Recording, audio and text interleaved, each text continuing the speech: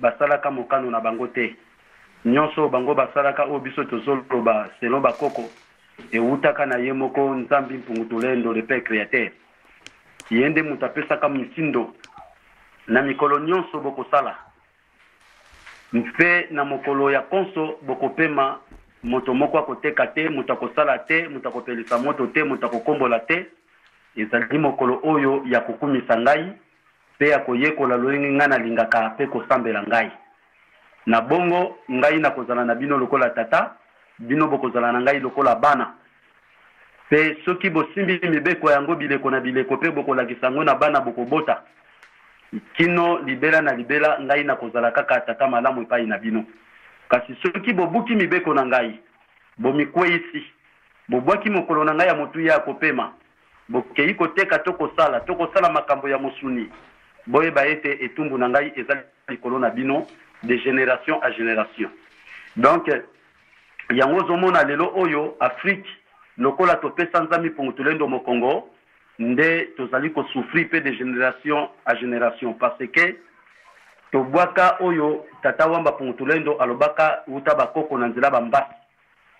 Kasi nasengi bino batata na bamama bino ba oyo boza kotelema na kosenga bokamata mokolo ya konso mokolo ya motuya parce que na mokolo na lelo tokoyi kozala lokolo na fulu lokolo na Nzambe zali ndenge nini. Moto alobi na ndimi Nzambe mais aza kosangisa bonzambe na bomoto. Mokolo ya kopema abwaki nanu mokolo wana akei kosala mosala oyo ezali posane ya musuni. Nde wana moto akomi na conflit na Nzambe pe moto akomi opposa ya Nzambe. Donc ezali eloko lokola tobengi na lingala kotelemela. Donc Nzambe apesi mitindo botosa mibeko na ngai, botosa mokolo na ngai ya lokumu, pe bozala na bolingo, pe bosalela ngai, ale biso sikoyo tobandi kosalela mingi nzoto. Alors nde yango wana esalaka ke Nzambe atikaka biso na nzoto tozokomipesa mpona kosalela esunga biso. Alors nzoto esungaka biso te. Nzoto nde mtezo combattre biso. C'est ça. Alors Nzambe oyo akopesa bomoi na biso kimia, tozokoka kokokisa mikolo na ye te. Totala batu mususu tobenga lokola ba maçon. Maçon soki azali na chantier to pas osala na compagnie, baza kotonga ndako soit à 10 niveaux, okomona ye akozala wana mokolo nyonso, komema mabanga ya kilo, akobana musala ta mususu 7h, azosisa ba 20h, azosonga bandako ba 18h, azosonga bandako. Et aka problème te. Mais Nzambi pour apesi biso ka mokolo moko. Konso, kasi mokolo ngo tokoma ko sakisa ngona ba programme na biso. Ah, konso na kozala te pona okende kosomba boy. Konso na kozala te na koyamba bapaya. OK, konso ezali mokolo ba yamba bapaya te. Ezape mokolo okende kotala mupaya te. Osomona, ezali unique jour o ezali réservé pona tata wamba Mpungutulendo. Siko opposa wana na détail nango ezali des sentiments contraires qui s'opposent entre nous et Nzambi Mpungutulendo. Alors, biso tango toza ko s'opposer na Nzambi Mpunguna o ya pesi, loi de la nature. Po ya yebi ke po biso tozala malamu esengeli totosa. Mais tango biso to bebisi mokano oyo ya ye to mabongisi na ye eza lokwa to s'opposer to komi ba capable. Mais ateke tozo se sentir capable ko sala auto lingi ko boya ko tosa mikolono ya kopema pe mibeko na ye mais ce qui passe to kozole la susu Nzambe sali sangai Nzambe biki sangai Nzambe pe sangai mais non c'est capable boy ko tosa mokolo na ye. Alors bilembo ya liboso ya mutu ezali to tosa mokolo ya Nzambi Mpungu oyo to yekoli na mokolo wana to tshana misala. Yango kosala ete Nzambe asanga na biso lokola tata zalaka na bana na ye. Okomona tongo etani batu bake misala. Boko okuta na re. Bona kozwa transport mutu na mutazoke kosala musala na ye. Musu azosala musala ndaku, musu azosala musala ayoke sa musala ki chauffeur, musu azoke nokosala musala ya koteka, etc. Mais moto no azoke na objectif. Bona tango kosonga bana ne balia, mwasi de alia. Bofuta ndako ya batu bana balata azaka pona bana na ye azoke sala pona batu na ba voisin te jamais oke ndeko sala poso ko zui salaire ole sa ba voisin la sa ba voisin non ndenge Nzambi Mpungu voisin Nzambi Mpungu azali moto oyo aboyi kotosa mitindo na ye Nzamba ko sala pona bango te ba oyo bazotosa mitindo na ye baza lokola bana oyo ya bana kati na maboko ya tata ndenge Nzamba ko sala pona bango. Eloko wana toyeba yango malamu. Tozolela, tozonyokwama. ba difficulté etitira osomona donc lelo oyo na tango na fongoli ni na moni vidéo pa kanza tindeli ngai matondomi vidéo wana mwana mwasi na solo banini sida basala ngo kosala mais sida ebomaka te eloko so boma batu ezali traitement bakiso batu bata komela parce que bakisi ezali poison moko impossible. Alors nzamba tiki biso bongo apesi biso mokongo parce que biso tozomilukila bomo biso moko toboyi kolanda ndenge nzambi punga pesa biso nde yango so kosala sikoyo ke tokomi komela obeli bo koma komela bakisi tongo bibi pourquoi eza ba poisson ozomona. Alors il faut que yeba ke biso tango tolobi tondimi tata wamba pongutulene soki tondimi ya solo kondime zani kondima nzambi pongutulene de lagisi kosalela maye oyo ya lingaka oyo ya loba oyo ya lingi yango biso toza kosalela yango babengi kondima nzambi pongutulene. Mais sikoyo oyo ya lobi oyo ya lingi biso tozosalela te ondimi na nini eza lokola mobali aza aveugle alobi na sepeli na mwasi na bala mwasi na lingi na ki aveugle na ye mais tango balingani et pour arriver mwasi alobi ke na lingi na nga surtout pour aveugle mais au début olingaki ye na misu ya kokufa mais ndenge nini yo ko changer plus tard c'est ça. Mais tango lobi ondimi nzambi pungu oyoki mitindo na ye oyoki mibeko na ye alors on est obligé ya ko pratiquer yango nde ezali kolakisaki na lingi nzambe parce que nzambe alobi si vous m'aimez gardez mes commandements. Si vous m'aimez gardez mes commandements. Donc si vous pouvez garder mes commandements c'est qu'on lingi yete c'est ça. Et là on a photo ya bango malam. Donc quoi qu'il en soit tozali na thème ya s'exprimez-vous mais kaka na moment oyo na yepa na bino na fongoli déjà avant 5 minutes mbala moko bapesi ngai thème miroir na ménager. Alors nazo eza mbamate ya oyo ezwaka ba 3h 4h mais nga nazo sala ngo nyonso mi ba poto ke na s'exprimez-vous ata na moins minutes ekotikala. Alors premièrement ménager ezali régler avec soin avec économie de manière à conserver à utiliser au mieux yango to bengi ménager régler avec soin avec économie de manière à conserver à utiliser au mieux. Donc ndenge zali le but de notre mouvement. Donc nazalaki kututa na nini nango te nayebi ke s'exprimez-vous mais kaka na minute oyo bapesi ngai yango nazokende na mwa moke na kati ya ménagement. Alors ménagement eza kozongisa biso na l'an 668 l'an 698 pardon na mai oyo nzambi mpungu apesaka pa kulu nimi Congo pour la descendance boyebi yango. Alors le but de notre mouvement est de propager les messages de Nzambi Pungutulendo au Congo et en Afrique. Le but de notre mouvement est de propager les messages de Nzambi Pungutulendo au Congo et en Afrique. Donc, bisoba na Congo, nazati bolanda kina matea kinkulu kieto, na lakisa kindenge bana ya descendance akulu nimi Congo pena bilaka ayaki kopesa epa ya bana na ye oyo biso no stokolanda. Alors biso bana Congo tozali Congo wana elakisi bana Nzambi Pungutulendo bana koko nimi parce que koko nimi nde Nzambi Punga bagisilaki kombo Congo alobaki pona kozala kati na ye. Donc bana Congo wana donc bana Congo nimi bana tata donc Congo nimi wana bana molimo ya Nzambi Pungu. Donc notre but pona kopanza sango ya Nzambi Pungutulendo na Congo pe na Afrique mobimba. Biso bana Congo biso nde tozali obligé ya kolakisa bandeko na biso kati na Afrika nzambe na biso tokosambela bizaleli na biso tokozalela nango lolenge na biso oyo tokosalela oyo tobengi kutime mpe kolakisa bana ya Congo pe Afrika culture na bango biso toza bato ya distraction te mais na moto oyo akosala mosala wana nzamba koboko leka na misala wana akolese kaka na mosala wana akolase kaka na mosala wana na oyo ya telemi oui eza pasi tel que ngai oyo nazomona pasi pona yango mais cho eza te eza pe na bato musu bazosala na bakompagnie bazosala na baentreprise bazoteka na bamarché mais lelo baza kolela ndenge moko mais malamu nalela kati na bonzambe po bomoi nde yango ezali motuya mais nayebi ke nzamba kotikaka biso te na bato bamipesa epai na ye.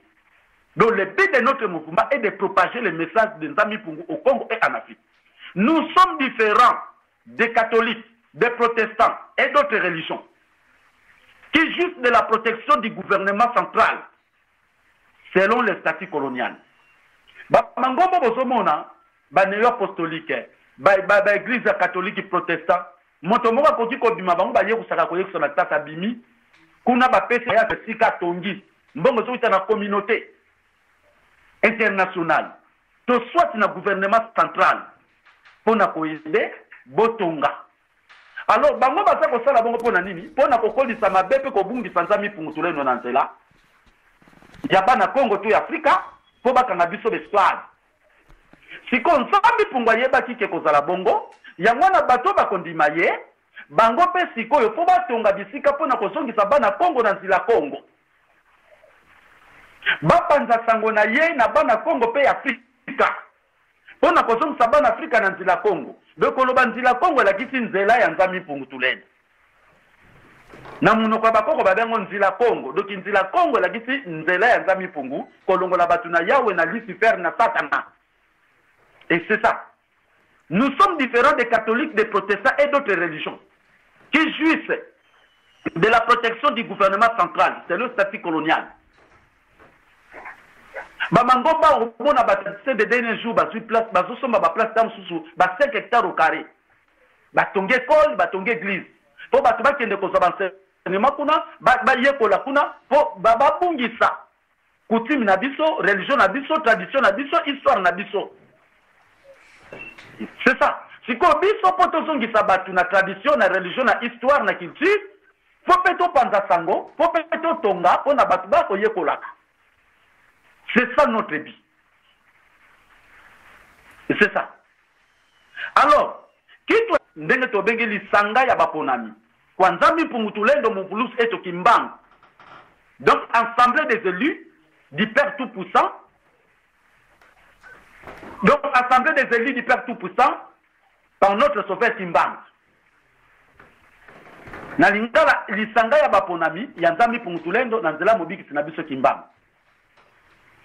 C'est ça. Likomba lingomba oyo kuna tocheka ka lokola na mukila poto to lingo cheki twalite tocheka ka lisanga ya bolingo. Do lisanga bolingo, lisanga batu o bazali na bonzambe, bazali na boyokani, bazali na bondeko, bazali na bomoko. Pona kosangisa na kindokite na kisite, na kobomana te na kindumba te. Na bonzambe. Yangwana tobi lisanga bolingo. Alors, kitwa dikiaba solo kwa Nzambi Pungu tulendo, muvulus eto kimbanga. Accueille tous les hommes. Tokoyamba moto nyonso ya Afrika. À la condition qu'ils acceptent ou qu'ils acceptent le fondement de l'Assemblée dans leur totalité et se soumettent à nos décisions à ce qui concerne le mode de vie. Donc moi la kito dikiaba sur la nyonso, moto nyonso Afrika tokoyamba ye, mutakis Ndoki, Moyibi, Motorandumba. Mais tant que poto zalane longo to tambola ensemble, il faut ato samaye oyo to zali kolakisa na lolenge ba na Nzambe ba kotambolela. Atika kindoki, atika kis, atika magie, atika mabe, nde to komi lisanga, yango ba benki twati. Eza lokola mama oche basani ebele, oyo zali ya propre na kati ya base zali propre, okosangisa ngote esika moko na basani ya salite. otieno base wana eza na basani na propre mususu eza peta mususu na base mususu alors yango eza kokabwana bakosangana kaka soki oyo wana ezalaki salite osokoli opase nde otie na base esika basani eza so eke korejoindre kuna osokoli nyonso ekolongwa na base nyonso eza de base mususu asalite mususu basani ya propre mais ntango ozosokola ozotia kuna oyo nyonso ya salite ekolongwa na base neke na base ya sani ya propre nyonso ekomi kintu waki ndenge bonzambe na biso ezali c'est ça alors tokoki koboya mutu te na baerreur na badefo pour le moment parce que aye po apprendre aye po na koapprendre aza na badefo aza na baerreur akokosa na kose faire voir akokosa na mabe moko songolo bolo bateke mutu aza boye bizane eza boye totika ye tokima non on est là pour na kopanza sangwa nzambi pungu pe kolakisa batu lolenge nzambi pungu alingaka ezali malamu yeba baerreur mutu badefo mutu poko akoteya ye mais ce n'est pas dit que yo mutu omoni des fois mutu bandi kotonga ye defo ne boye ye erreur ne boye te approcher ye banda kotalise tala bonzambe na biso tala ndenge na biso soki moto wana lingi kozala deran akochange mentalité na ye comportement na ye caractère na ye conduite na ye kozwa oyo ya bonzambe aye kokuta nde moto wana abengami lokola kitwadi soki moto asali bongo te moto amibongisi na lolenge wana te yebaka moto wana aye po na kobundisa ma ye po na kokota kati na lisanga te et c'est ça wana moto wana komi kobundisa alors kitwa desali moto aye na mentalité na ye lakisa ye lolenge koyina ye te kobwaka ye te po biso toa po tobwaka te toza po te toza na te toza mpona kosungana biso nyonso tokoma lolenge moko parce que na kati na ndako bilambo ezali sali te ezalaka susu na kati ya portemanteau te to na garde-robe te na kati ya garde-robe batiaka bilambo ezali peto oyo ezali na bosoto ezalaka na kati ya garde-robe te alors oyo wana bosoto soki avesangana na oyo eza na garde-robe fo basokola yango barepase yango nde koti na garde-robe eke korejoindre babilamba mosusu ezalaki peto ndenge mpe ezali bato bakoya kati na biso ya lolenge na lolenge tokoli bato na bato bakoli na mentalité na bango alors sikoyo bato wana biso badoyen oyo toyebi deja mosala na biso ezali kolakisa bango koteya bango po akoma moko tozobenga kati na lisanga ya bolingo kati na kitwali c'est ça notre but. Alors, pour cela, il faut se battre pour na kosunga bandeko. Kolobate ke ye ataka ndumba mingi, ya melaka mingi, non. Approcher ye, pote ya ye, olongole na masanga, olongole na kindumba, talanga batu misusu na zwa bango, batata mususu basobe ta dame. Ngape na ke wana. Ah, na che 2000 francs. Oya ko gagner ngai, allez. Papa Sambula yo penza na ko gagner yo. Papa tozobeta. Tamu tozobeta na mano banzami pongo na munoko. Omoni da mo tozobeta. Eza na ngolo ko mungu ba distraction inutile. Boye. Na kati na bango na longoli batu na dam na memi bango na bonzambe. Na kimi bango te? Mukolo mususu batu ya lotoko. Bazomela masango babenga soki lotoko soko agene. Na approcher bango. Bazomela ngape na yewa. Sola na bango koseka na bango na sombi na teli bango wana na sombi na teli bango baza komela après na kati nango kaka na bandi ko bimisa maloba mate kaka biloko moko yango wana bango nyonso mabe baboyi komela yango ebo papa sombi le sopo non na sombi bino pona mo bozo lingango batiki na memi bango na bonzambe et c'est ça osomona tina banganda diamba musuna kendela bango osomona Osipe moni bale moni sap ba yena nzela nzami pour batiki ba diamba. Notre but c'est ça. Alors, pour cela, on a kosunga manandenge wana na tiki yango na tiki yango po etango zate. Tozo kabula na muke ndenge na soana pa kanza na biseke bino na so pesa bino matia te po tango za muke. O yeza lokola kolendisa. Neti awa na kilongo awa bandeko musuba yesi kabazalaki bandimya mukuna ba ye lelo ko participer pa na biso na pesi bango mo mateya ya 2 heures en tout cas ba regretter Babi papa maté bandi kokota toujours nga découvrir okati penza ngana bitie tango zate bande ko na France bazo zelangani. Ah mais papa ça libo epona nini ba déclarer. Toye ba katemba la liboso toyo kama kamba boy. Osomona mais na deuxième bitan ba regretter. Pourquoi tiki biso?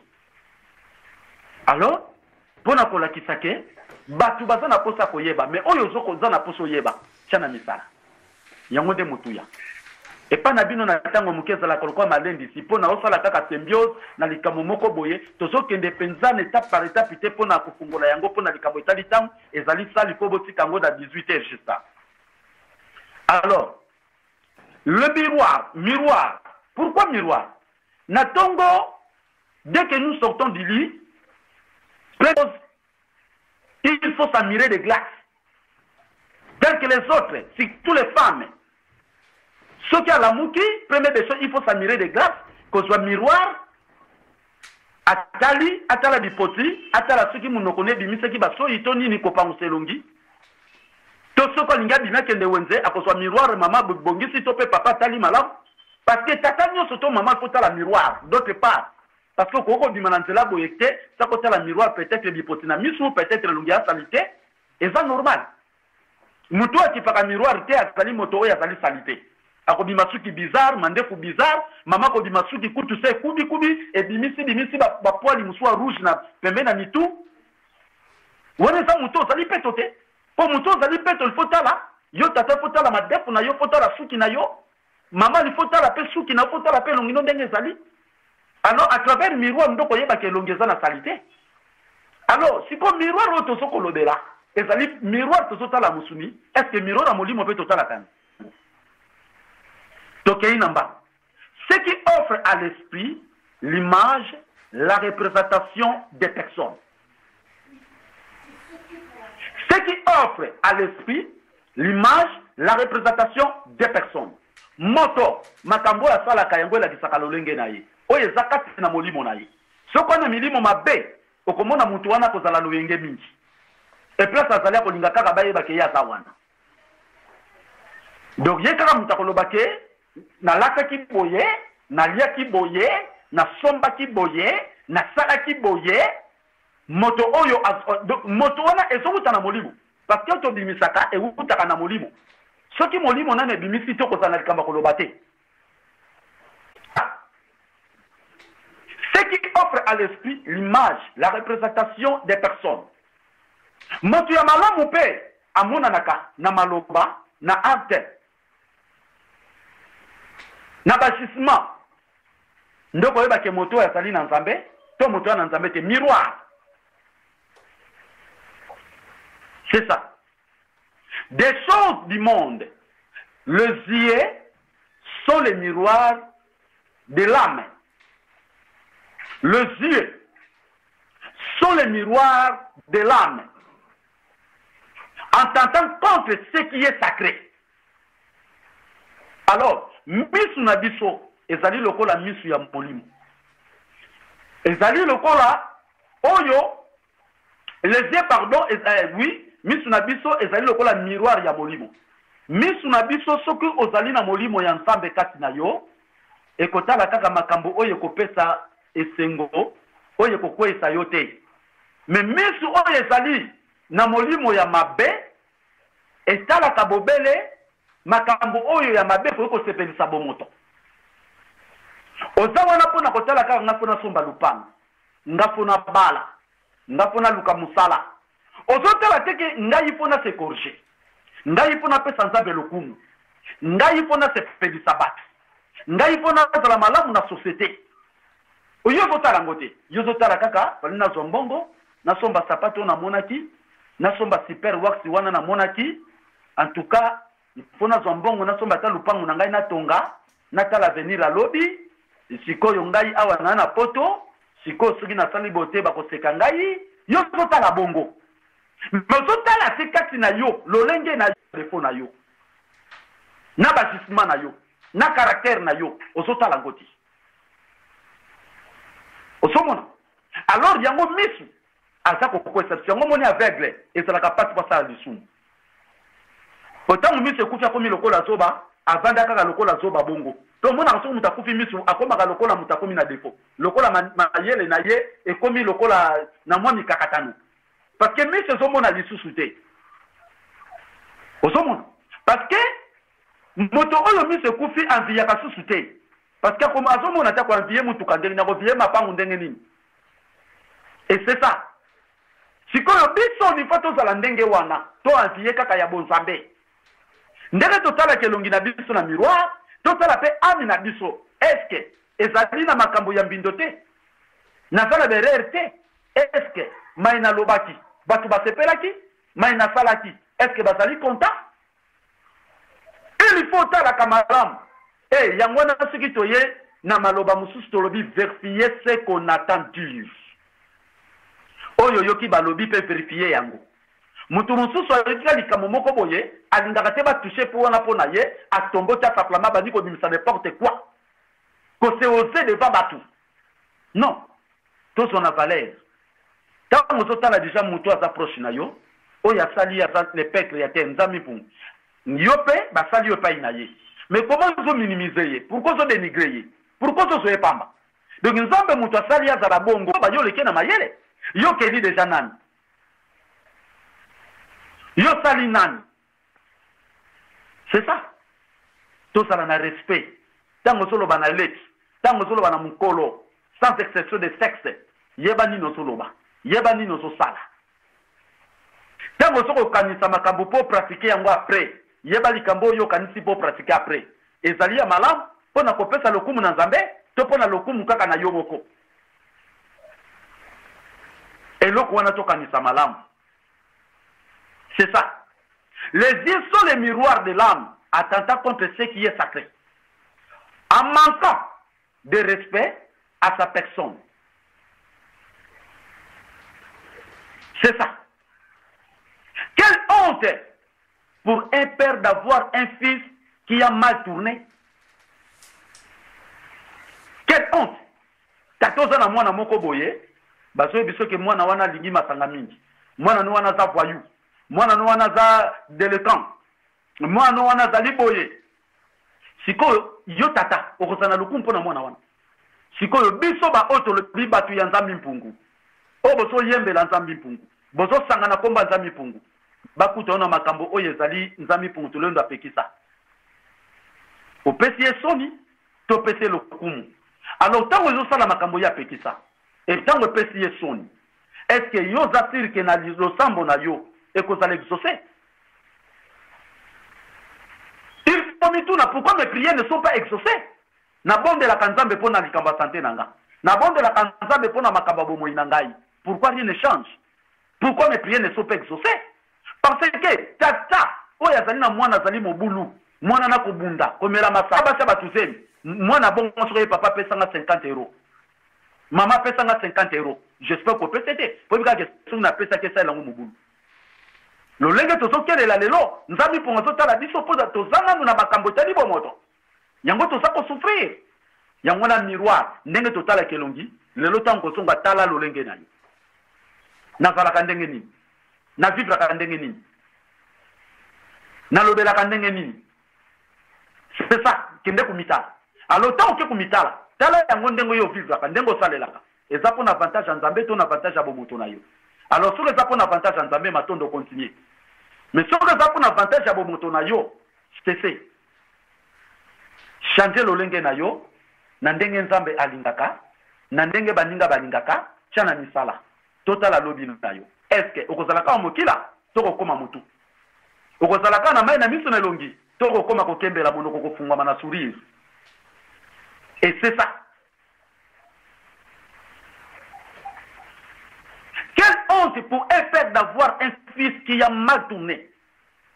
Un sage n'a besoin que de très peu de mots. Un sage n'a besoin que de très peu de mots. Alors qu'on l'ingate aux ala, likambo yonde muto yebi mingi.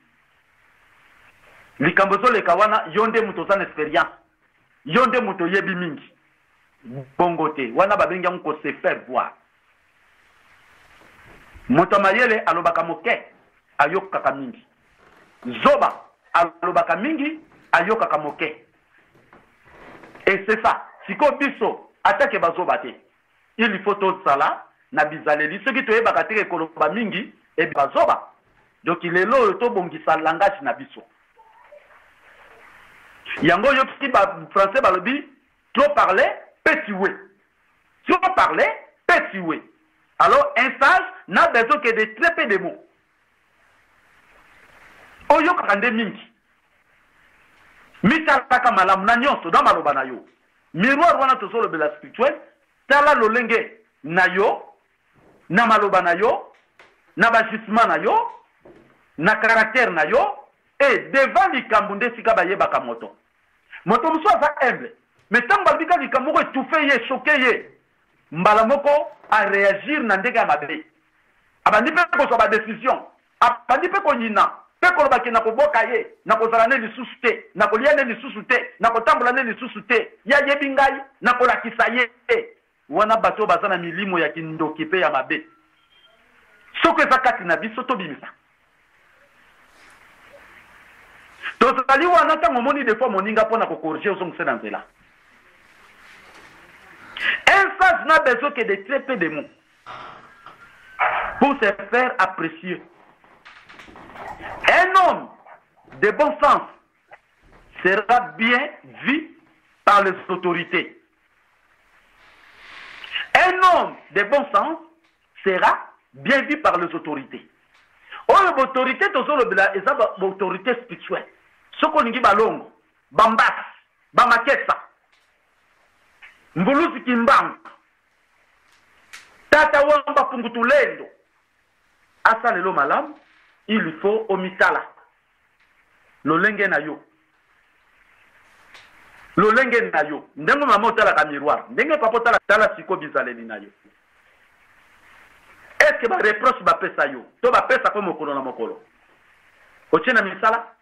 Parce que moto nyonso oyo azali na milimo ya mabe, amitala ka malamu te, angate ba reprocher ye. Parce que ya mona kaka o ya lingaka, o ya salaka, o ya lobaka ngwe après.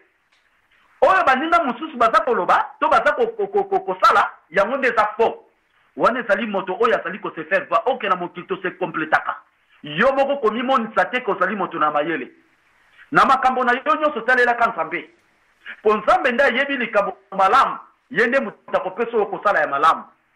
Linga koyoka toli yango kobakisa bomoi na yo ezala molai. Éviter ba dispute, ba incompréhension inutile. Et si quand tu discutes tes alliés, ben compréhension tes alliés, gardez silence. Les sages pensent ensuite et parlent.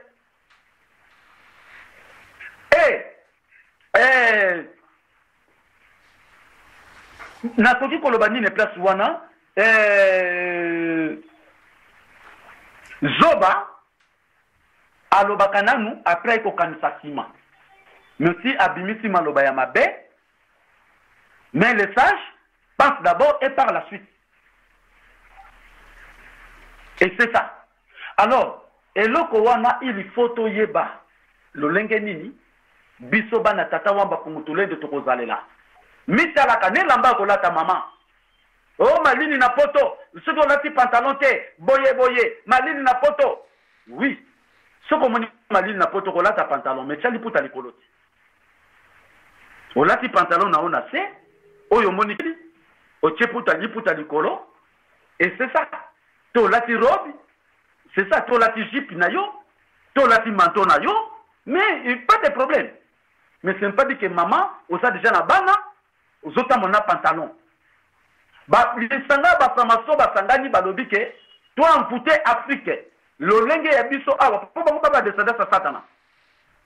Toi amputé bango ba mama ba koma kolata pantalon pona to malédiction kati na bango.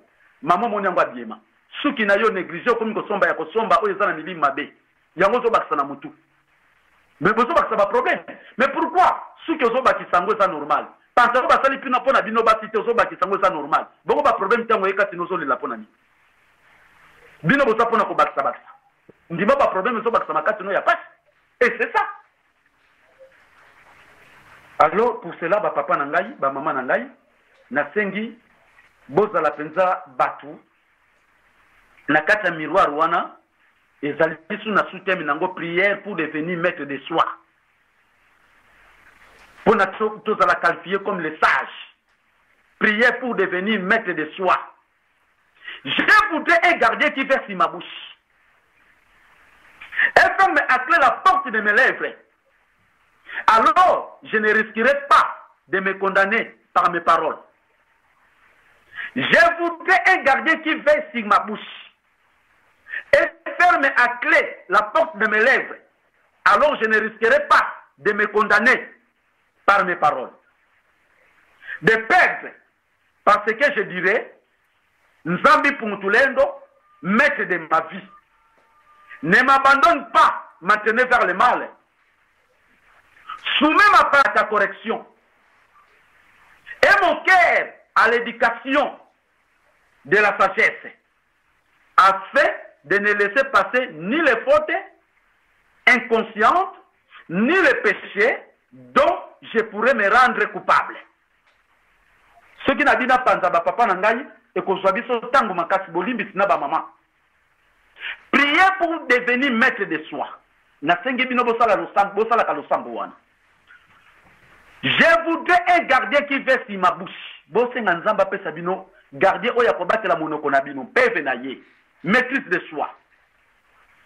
Je voudrais un gardien qui verse sur ma bouche et ferme à clé la porte de mes lèvres. Alors, je ne risquerai pas de me condamner par mes paroles. Yango qui pamde babi avant le bas tourner le lait on a eu 7 fois. Pour bien saluer. Alors pour cela le quoi tu es incapable de se cocater tout ça n'en peut pas ensemble. Tu es dit sans ça mais pour je vous dire mais qu'on s'appelle en français. On a comment qu'on a français pour n'anime. Ça veut dire na mnukambo ka tona lingala. Je voudrais un gardien qui fait sur ma bouche et ferme à clé la porte de mes lèvres. Alors je ne risquerai pas de me condamner par mes paroles, de me perdre, parce que je dirais, Nzambi Pungutulendo, maître de ma vie. Ne m'abandonne pas maintenant vers le mal. Ne m'abandonne surtout pas maintenant vers le mal. Soumets ma pensée à ta correction et mon cœur à l'éducation de la sagesse, afin de ne laisser passer ni les fautes inconscientes, ni les péchés dont je pourrais me rendre coupable. Tout ce nganzambe apesa biso makoti, mais pour na ozala mutalo sambo oyo, il faut mitala ka miroir. Na mosunipe na molimo. Obanda ko se contrôler.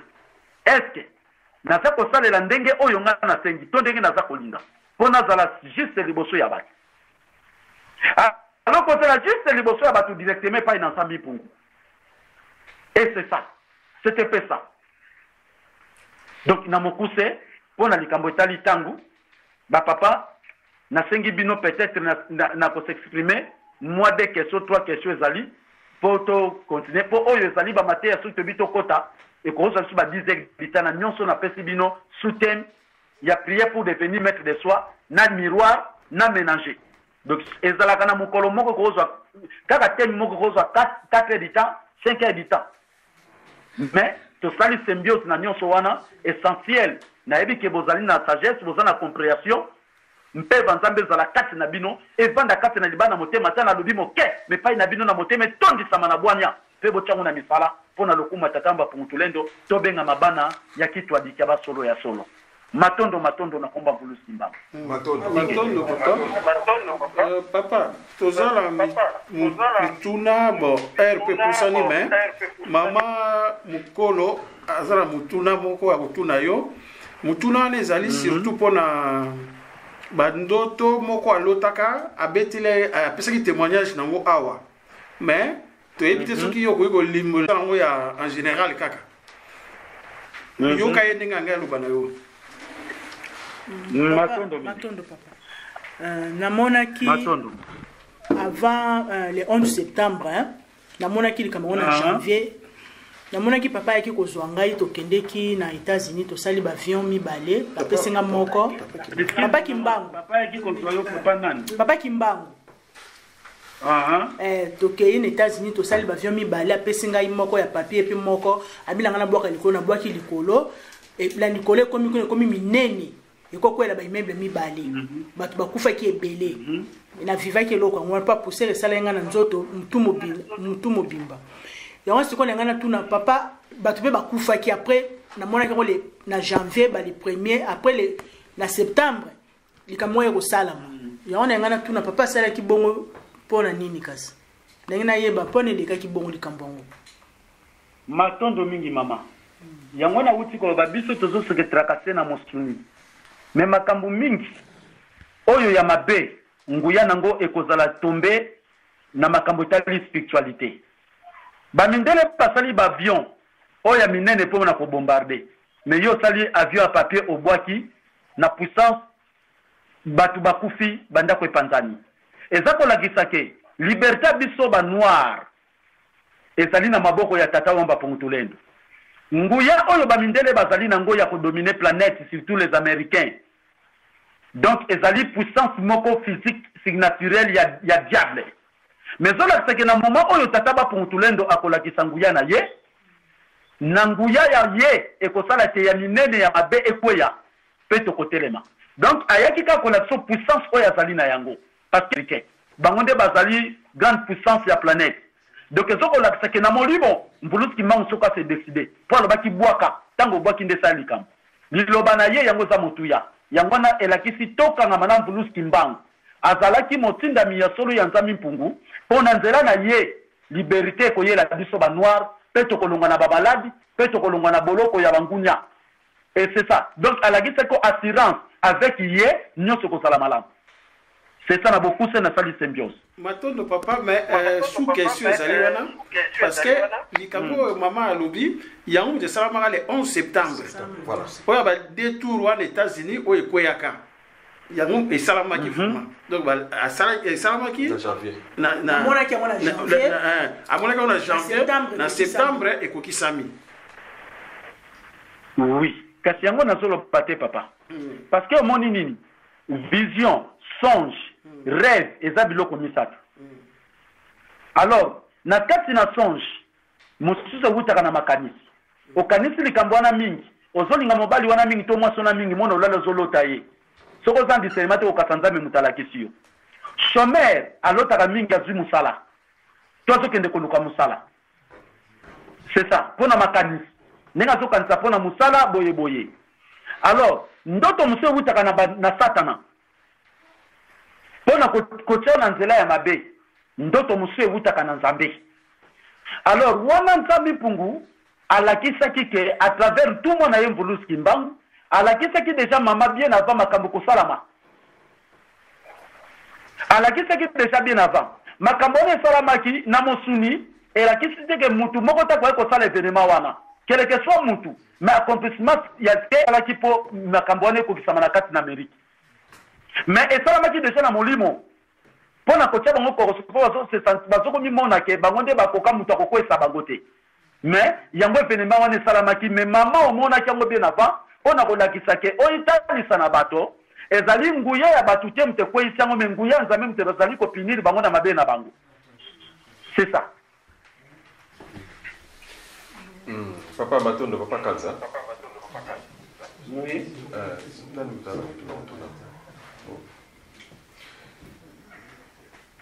Bon, papa na tuna na place ya papa Afonga. Ezalaki omoni na poso elekaki. Abane ko tuna mutuna ezalaki na ndenge ya ba biloko ya kolia en fait. Na mona ke moi o comprendre ki mo malamu te.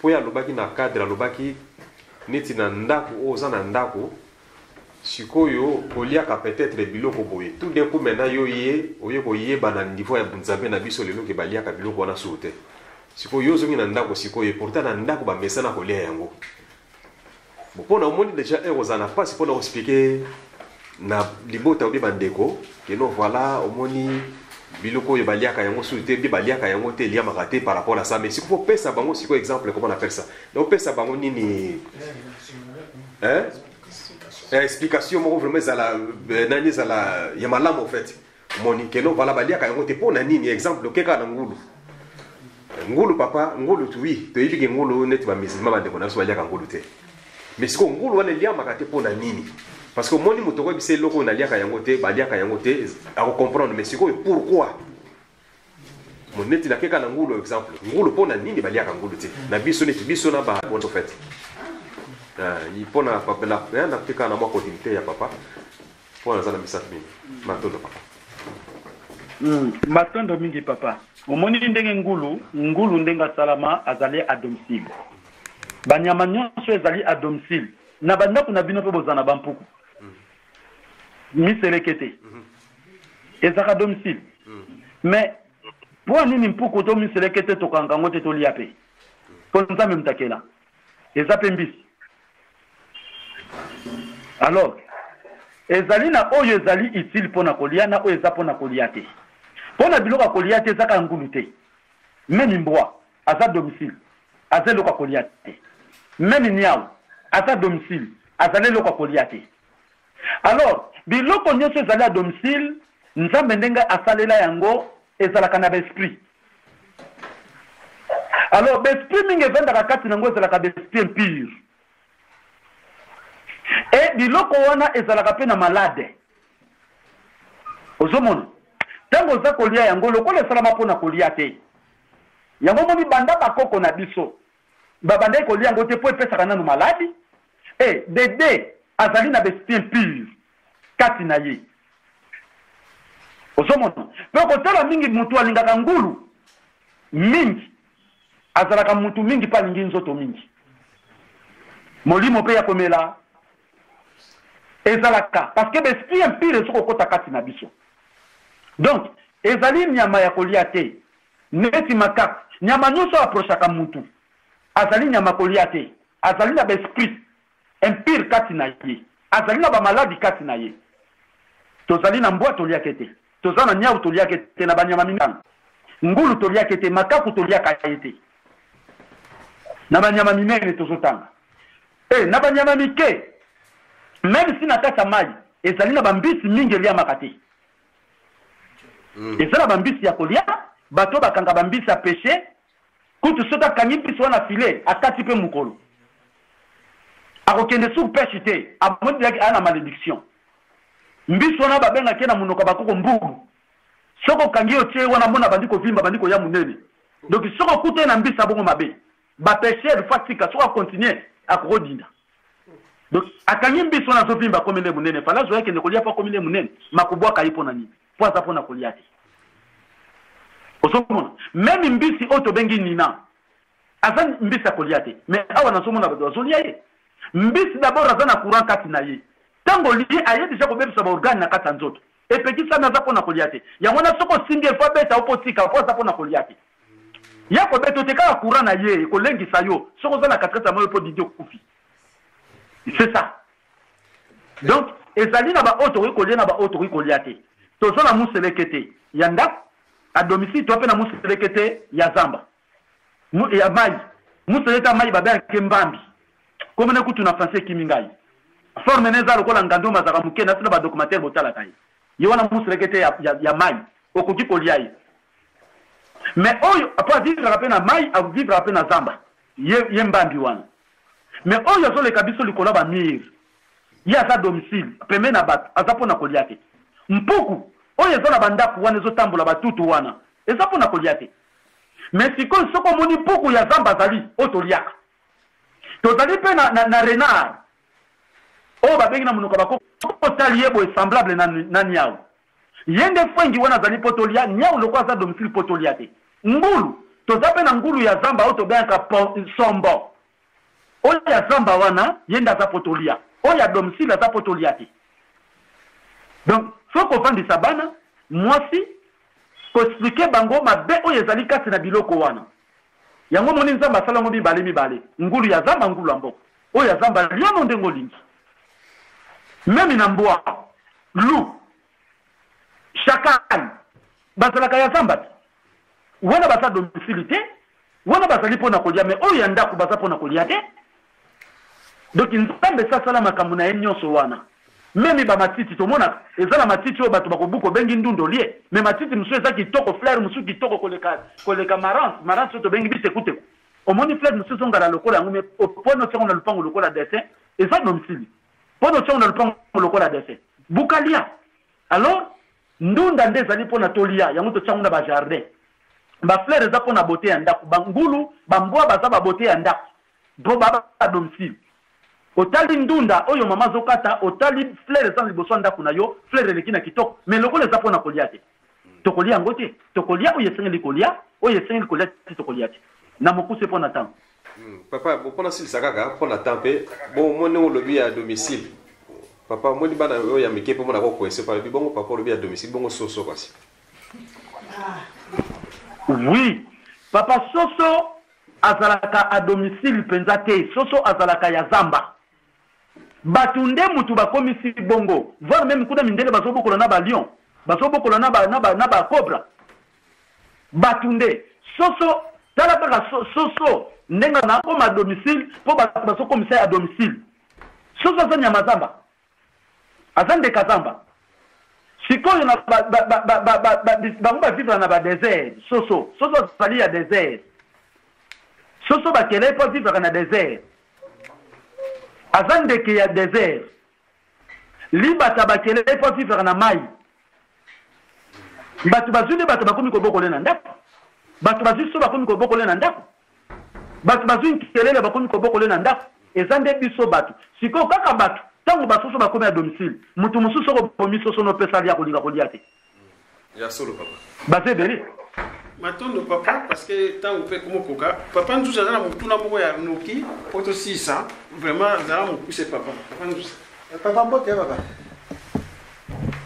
allo mbote papa na na tunika mutuna concernant matia oti biso mokola lelo ndenge osipiki biso moto o azali na bajisement moko ya malamu te azalaka na kati ya nzuto na ye azalaka na mulimo ya mabe par rapport ndenge osipiki biso moto wana aza milimo ya mabe ese moto wana aza capable un jour à changer parce que ndenge na kinzoto te mais aza na mulimo déjà ils ont dirigé ndenge ese aza capable de changer akoma na mulimo mususu ya nzambe efana kati na ye. Oui. J'espère que question est si papa. Papa, bon, si on répond oui, mais le qu'on a ça moto a changé. Il le parce que Aza dirigé dans mon limo pour na détruire algo la mon limo wana. Etikaye parce que mon limo il fanda katina ya mabe wana.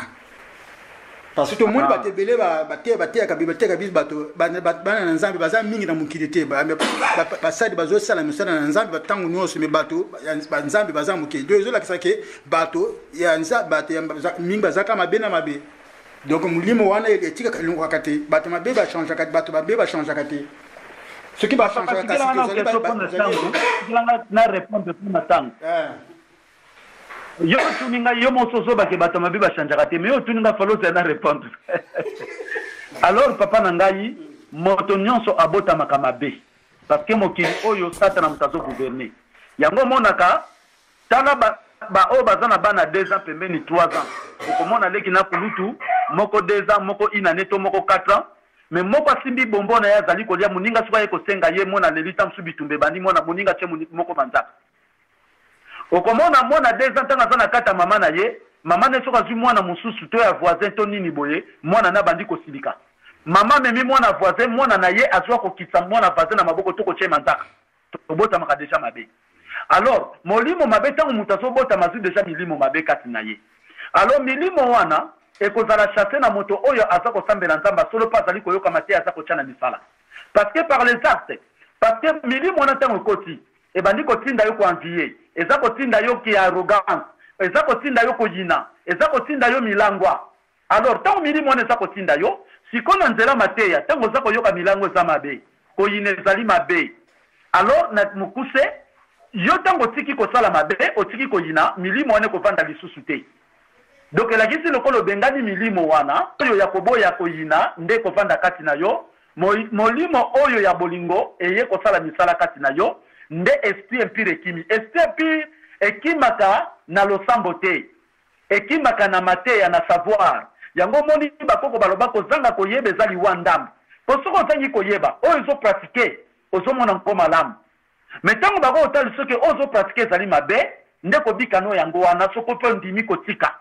Donc kobika na biso ezali transmission de savoir mateya on aza koteya soki papa nzuzi ozalaka na molimo ya koyina tozala na molimo moko boye ya komela masanga mingi mais lelo yoki ke papa nzuzi tango yoki mateya ayoki koyina eza mabe masanga eza mabe tango yo tikango milimo edirjaka yo wana koluka nzoto mosusu parce que amoni ke awa ba comprendre ngai basundoli ngai lokola misala eza suta kobima alors yango na sikoko pratiquer mateyo boza koyoka moto nyonso aza na droit kobika même isata na kutu lelo soka dimini nzambe abiki soka tiki mabe na ye matondo papa papa tokomi na suka parce que derrière me pusani ozana eloko ya kobakisa pour mokolo ya lelo poto 6 bon nakobakisa penza te pona tango esili papa nga moko nazo sentir tango esili mais nakoloba kaka pona lelo na sukisi nzambi pungo abatelanga bino apesa bino kimia